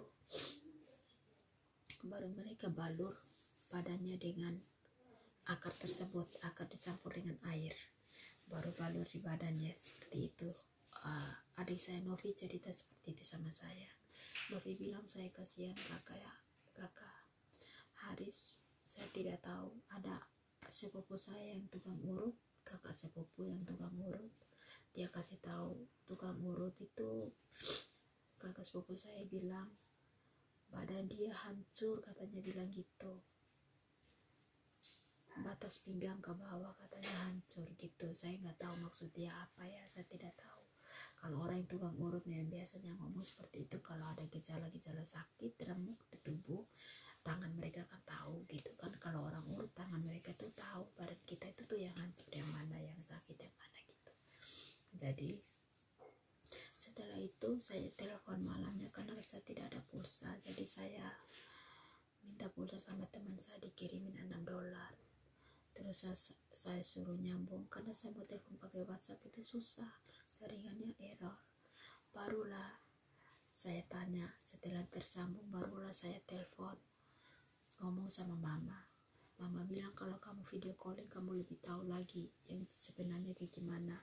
Saya bilang, kenapa banyak orang di situ? Ya dari pagi ini sudah banyak orang di sini karena hari sakit. Sekarang pun banyak orang penuh dalam rumah sampai di luar, banyak sekali orang. Untuk itulah saya berusaha untuk video calling. Barulah saya lihat, ya Tuhan, ibu dengan anak itu satu ikatan batin. Jadi tahu, tapi saya kuat, saya bertahan, saya tahan untuk tidak menangis, saya tahan untuk tidak mau menangis. Saya kuat. Pada saat itu saya hanya lihat begini, ya Tuhan, dalam hati saya, ya Tuhan, Haris, kamu harus semangat, saya bilang gitu, kamu harus kuat, ingat Tuhan Yesus ada sama kamu. Nama yakin kamu besok pagi sudah bisa jalan, sudah bisa bangun, dan sudah semangat, dan sudah sehat. Saya bilang seperti itu sebelum saya doa dia. Barulah saya ngomong sama mama. Ada tante saya, ada tantenya Haris juga di situ. Tantenya Haris ini saudara sepupu bapaknya. Ada di situ lagi urut-urut badannya, dia juga lagi taruh dengan obat ramuan-ramuan kampung gitu, akar-akar. Terus barulah adik setelah itu WhatsAppnya mati kan, jadi saya telepon lagi ulang. Saya ngomong sama mama, saya mau telepon lagi, saya mau doain dia, saya bilang gitu. Saya bilang sama mama Ocha, kakak Nadule, saya bilang tolong bantu saya mau berdoa untuk Haris. Handphonenya taruh di telinganya kalau dia tidur, kalau dia lagi duduk, karena mereka tahan sama dia, karena dia mau pergi pipis mesti orang lain yang bangunkan dia, orang lain yang angkat dia, yang tahan dia pipis di tempat seperti itu. Tadi malam saya lihat semua dengan mata kepala saya sendiri, ya Tuhan. Saya bilang mama pegang di pinggangnya, pegang di kakinya, taruh tangan mama, Ocha taruh tanganmu di kepalanya, dan tante tolong taruh tanganmu di belakangnya sama di dadanya. Saya mau berdoa untuk Haris, saya berdoa untuk dia semalam, saya berdoa. Saya biasanya kalau berdoa itu sampai nangis, sambil nangis. Saya biasa berdoa kalau berdoa untuk orang itu sampai menangis, sampai tidak tahan. Tapi tadi malam saya dikuatkan oleh Roh Kudus. Saya berdoa dengan lantang sekali. Tapi di saat saya berdoa itu, tahu tidak, di saat saya berdoa itu tuh panas dingin tubuh saya. Saat saya berdoa itu tuh seperti saya melihat, seperti satu sedang berdoa di tengah lapangan besar sekali berbanyak orang. Seperti itu yang saya rasakan di saat saya berdoa. Saya berdoa. Waktu saya berdoa, saya tidak pakai handphone WhatsApp lagi. Saya berdoa pakai telepon biasa. Setelah amin, barulah saya katakan kepada dia, percaya sama Tuhan Haris, percaya sama Tuhan Yesus. Hanya Tuhan yang bisa menyembuhkanmu. Hanya kuasa Tuhan Yesus yang mampu menyembuhkanmu, yang memberikan kamu kekuatan, memberikan kamu semangat. Kamu harus percaya kepada Tuhan, kamu harus percaya kepada mukjizat itu. Mukjizat Tuhan ada untuk kamu malam ini, dan percaya esok pagi kamu akan bangun. Haleluya. Saya tutup telepon. Dia kata, mereka jawab semuanya amin. Saya sangat bersyukur. Tuhan menuntun saya ke jalannya dia. Setelah itu saya tidur. Saya mengerjakan pekerjaan saya yang belum beres, sambil saya muji Tuhan, memperkatakan iman saya, memperkatakan firman-firman yang saya baca. Saya memperkatakan semua tentang kesembuhan yang tertulis dalam Alkitab. Di saat saya berdoa pun seperti itu. Saya memperkatakan semuanya, dan saya yakin memang sebagai kita hati seorang ibu itu tahu bagaimana cara kita, sikap kita, respon kita. Ada perasaan takut, ada perasaannya, tapi ketakutan saya itu saya serahkan sama Tuhan. Dan saya biasanya tidur itu jam 12, jam 11. Tadi malam setelah saya doa, saya tidak sempat berdoa lagi. Tadi malam saya tidur, saya hanya ambil Alkitab, pengen mau buka Alkitabnya, tapi tidak terbuka lagi Alkitabnya. Saya hanya bilang seperti ini sama Tuhan. Tuhan, mujizatmu ada dari dahulu kala sampai saat ini, dan saya akan mengalami mujizat daripadamu. Di akhir tahun ini, saya dan keluarga saya akan mengalami mujizat yang dari Tuhan yang supranatural. Seperti Engkau telah menyembuhkan orang yang sakit kusta, orang yang lumpuh, orang yang panas tinggi, ibu mertua Petrus. Seperti orang yang lumpuh, seperti orang yang buta, seperti orang yang tuli, bahkan seperti Lazarus yang Engkau bangkitkan dari antara orang mati. mujizatmu masih ada sampai hari ini. Dan itu saya yakin, dan itu saya percaya Engkau akan melakukannya malam ini kepada anak saya Haris. Haris akan dibangkitkan seperti Engkau membangkitkan Lazarus. Haris akan dibangkitkan pada esok pagi. Saya bukan berdoa, saya sudah mau tidur, saya perkatakan perkataan yang seperti itu. Barulah tiba-tiba saya sudah tertidur, lampu di kamar saya tetap menyala terus sampai jam 3 pagi. Handphone saya itu yang saya buka lagu itu tuh masih menyala, lagunya slow kan, jadi masih menyala terus sampai jam 3 pagi. Tapi di saat saya tidur itu selama jam 11, 12, 1, 2, jam 2.30 itu tuh saya seperti mimpi. Di saat saya tidur itu tuh saya sedang bermimpi. Mimpi saya itu tuh saya sedang berada di lapangan yang sangat besar. Lapangan yang sangat besar sekali. Mimpi saya itu bukan lapangan ya, bukan kayak padang gurun, tapi padang gurun ini ada di kampung saya di saat musim kemarau. Padang itu tuh kuning semua, itu rumput kan. Musim kemarau kayak di padang yang musim kemarau gitu. Ada di kampung saya itu. Di atasnya rumah saya itu ada padang, tapi besar sekali di situ. Tapi ada beberapa pohon, tapi jarak-jarak seperti yang di kampung saya. Ada beberapa pohon yang jarak-jarak di situ. Saya dalam mimpi saya itu cuma saya sendiri di tengah padang, tanpa ada pohon, tanpa ada apa-apa pun di sekitarnya saya. Itu tidak ada apa-apa, tapi di sana di kumpulan pohon sini ada suara tangisan, di kumpulan pohon sana ada suara-suara tangisan, seperti suara tangisan sedang meminta tolong kepada Tuhan, seperti sedang meminta tolong, seperti sedang mengatakan sesuatu seperti itu kepada Tuhan. Saya dengar satu-satu kumpulan itu. Terus saya hanya berdiri sendiri, tertegun sendiri di tengah padang yang luas itu. Saya hanya berdiri dan mendengar apa yang diucapkan dari sana dan saya melihat apa yang sedang terjadi. Tapi saya lihat jauh di sana itu saya lihat sebuah truk yang dilengkapi dengan senjata meriam siap ditembak seperti itu. Tapi tiba-tiba ada seorang wanita datang mendekati saya. Apakah dia seorang wanita atau seorang laki-laki saya tidak tahu, tapi dia adalah seseorang yang badannya besar dari saya, lebih besar dari saya. Saya tidak terlalu mengenal wajahnya dan saya tidak pernah melihat dia sebelumnya. Saya melihat orang itu seperti seorang perempuan, dan dia berkata kepada saya, dia berkata seperti ini, Ayuni, ini waktunya untuk kamu. Ketika suara tembakan itu datang,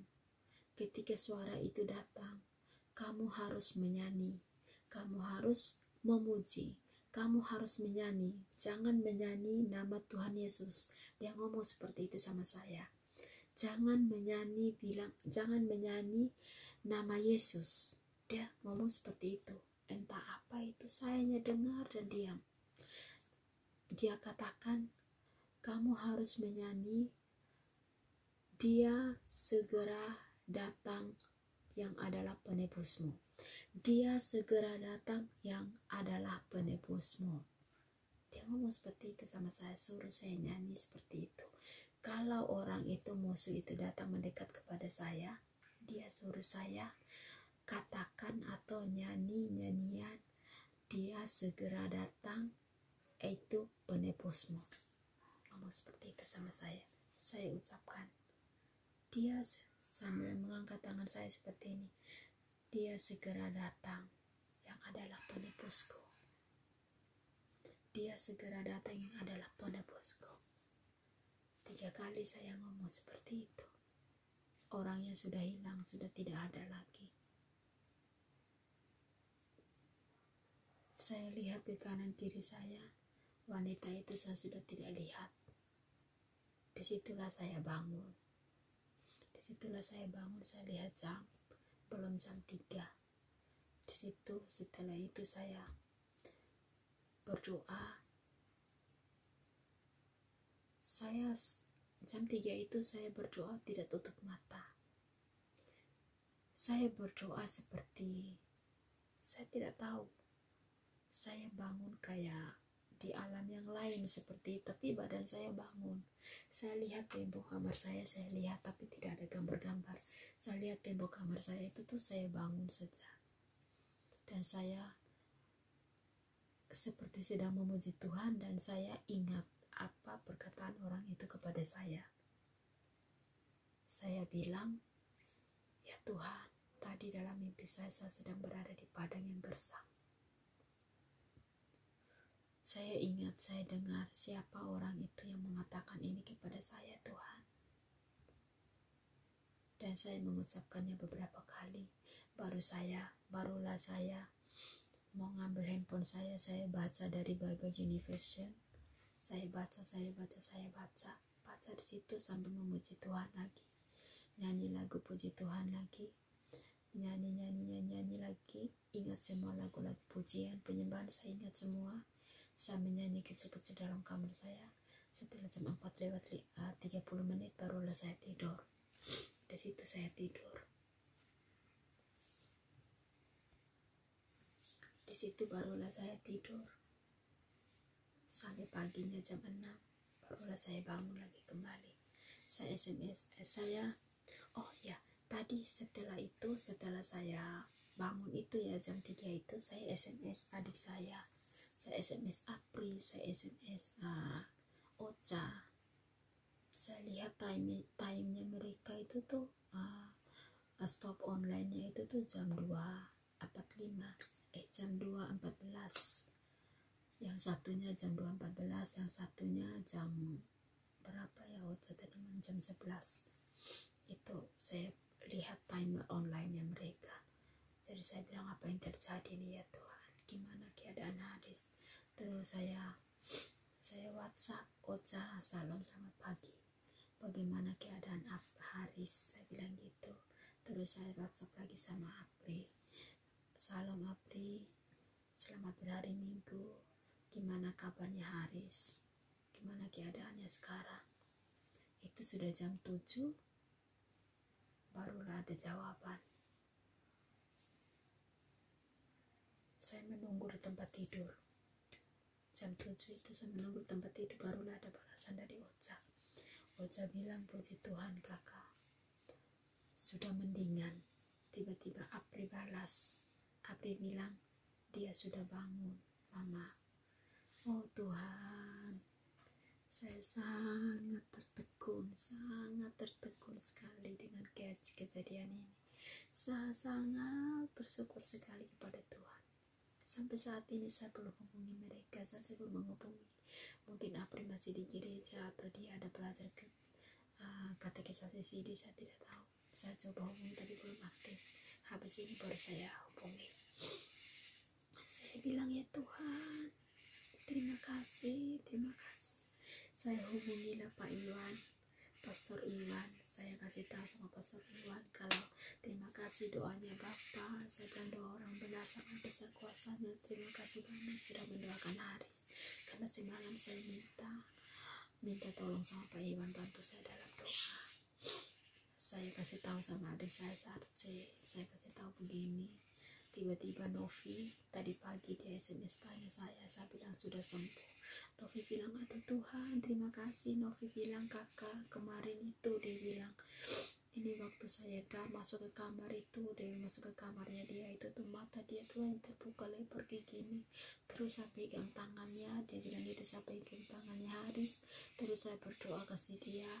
Haris cuma bilang gini, mati sudah saya Mama, dia bilang begitu. Novi sampai menangis katanya, makanya Novi itu kasih tahu saya itu yang jelas nih, yang detailnya gitu. Saya kasih tahu, saya WhatsApp sama Karamu kasih tahu begini, karena saya kasih tahu sama Karamu pun sekitar jam 2 itu tuh dia bangun, tiba-tiba dia bangun pergi toilet doain Haris seperti yang saya alami.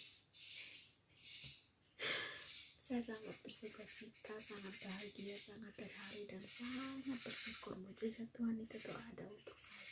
Bukan hanya untuk saya, tapi untuk keluarga besar saya.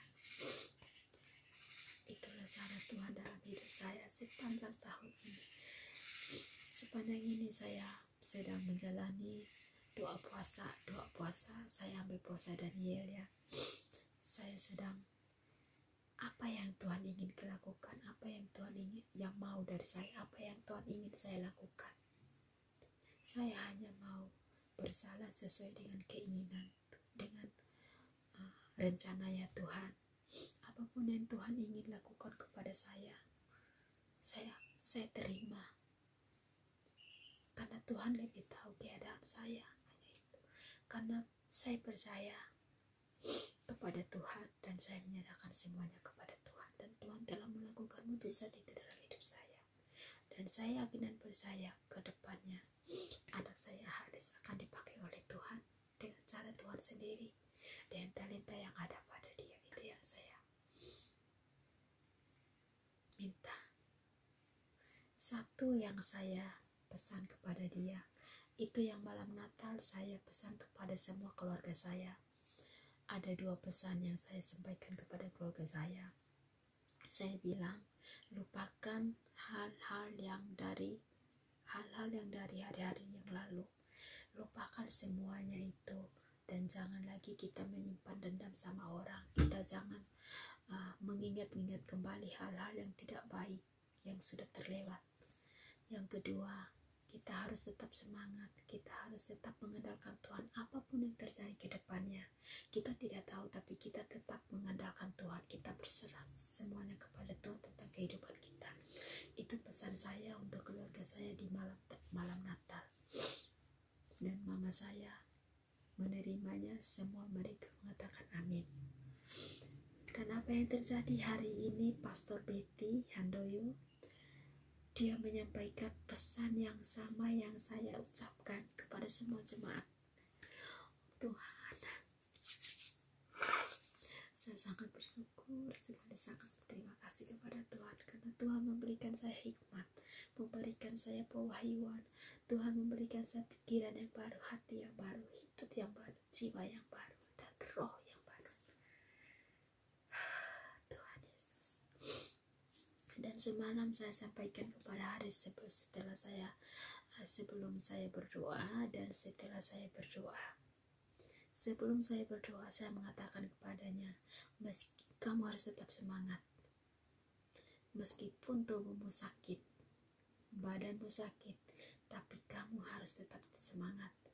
Jiwa kamu harus semangat, roh kamu harus semangat, dan percaya kepada Tuhan. Kamu disembuhkan oleh kuasa darah Yesus Kristus, karena Dia telah menanggung segalanya di kayu salib. Saya mengatakan hal itu kepada Haris, percaya. Saya bilang gitu sama dia. Dan setelah saya berdoa, saya pun mengatakan hal yang sama kepada Haris. Saya bilang, percaya Haris sama Tuhan. Hanya Tuhan Yesus yang mampu melakukan segala perkara. Hanya Tuhan Yesus yang mampu melakukan mujizat dalam hidupmu. Hanya Tuhan Yesus sendiri yang mampu melakukan segala hal dalam kehidupan kita. Asalkan kita mau berserah kepada Tuhan. Dan kamu harus percaya, esok pagi kamu akan bisa berjalan, dan kamu akan bangkit kembali, dan kamu akan disegarkan oleh Tuhan, dan kamu disembuhkan dan dipulihkan sama Tuhan. Saya mengatakan hal itu kepada semua keluarga saya, keluarga besar saya tadi malam. Saya mengatakan hal yang itu. Apa yang terjadi, saudara? Pagi ini saya ngalamin mujizat Tuhan lewat kesembuhan. Dia bisa bangun sendiri. Bahkan Apri bilang, saya bangun, dia sudah bangun mama. Di saat saya bangun pagi, dia sudah bangun sendiri, sudah bisa jalan, katanya seperti itu. Ya Tuhan. Saya mendapat WhatsApp dari Ocha. Ocha bilang, kakak sudah mendingan, dia sudah bisa bangun sendiri. Luar biasa Tuhan. Luar biasa itu kasih Tuhan. Kesaksian hari ini untuk saya. Saya menyaksikan kasih Tuhan. Saya menyaksikan mujizat Tuhan yang terjadi dalam kehidupan saya. Bukan baru pertama kali ini Tuhan melakukan mujizat dalam hidup saya, bukan, sudah berkali-kali Tuhan melakukan mujizat itu. Tapi mujizat-mujizat yang terlewatkan itu saya tidak pernah memberikan kesaksian kepada banyak orang. Saya hanya memberikan kesaksian kepada 1-2 orang saja.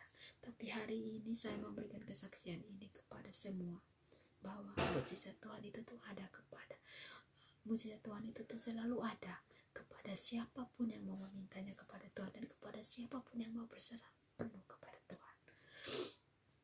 Itu mujizat yang sangat luar biasa, mujizat yang sangat supranatural yang saya rasakan dalam keluarga saya. Tuhan Yesus sangat baik dan sangat baik.